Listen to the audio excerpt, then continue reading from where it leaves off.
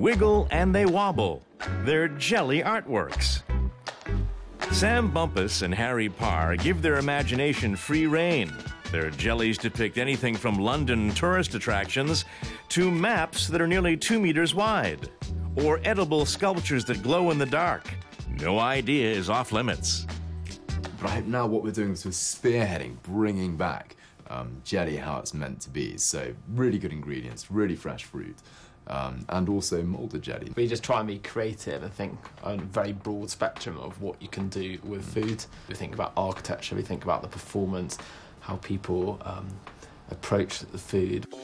Harry Parr qualified as an architect. Now he creates unusual designs for Bumpus and Parr jellies on his laptop. A 3D model is used to create a mold for the jelly. The eye-catching creations are all the rage in London. Celebrity clients pay up to £1,000 for a specially commissioned jelly. Jelly is just one of these magical substances. I think it takes people back to their childhood. You're having a dinner party, slap a jelly on the middle of the table, it's wobbling around. People love it. Everyone remembers it from children's parties, and it's just a really fun thing, and it's one of the only foods that always comes in a shape. Jellies might awaken childhood memories, but Bumpus and Parr have turned them into extravagant desserts for adults. Luxury jellies have a long tradition. In the 16th century, jellies were the crowning course at royal banquets. In English history, jellies have always been quite a regal dessert. And so there are records of Henry VIII having jellies for not just the first course of his banquet, but the second course as well of one of his Garter feasts.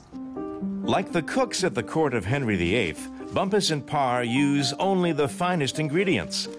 Sam Bumpus buys his fruit fresh every day. The duo use only leaf gelatin, which results in better flavor and consistency. In the Bumpus and Parr kitchen, gelatin powder from the supermarket is taboo. The ratio of fruit juice to gelatin is key to success. The balance of ingredients determines the color, consistency, and wobble of the jelly. Well, I would say this is the real dark art of jelly. There are thousands of factors that contribute to the perfect wobble.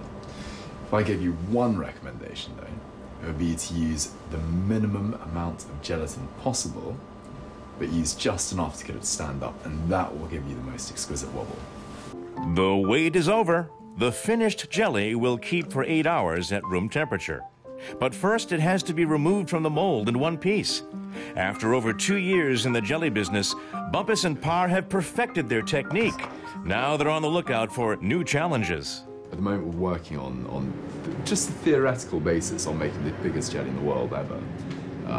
That is almost like a building that you can stand up, walk into, and explore, except it's all made of jelly.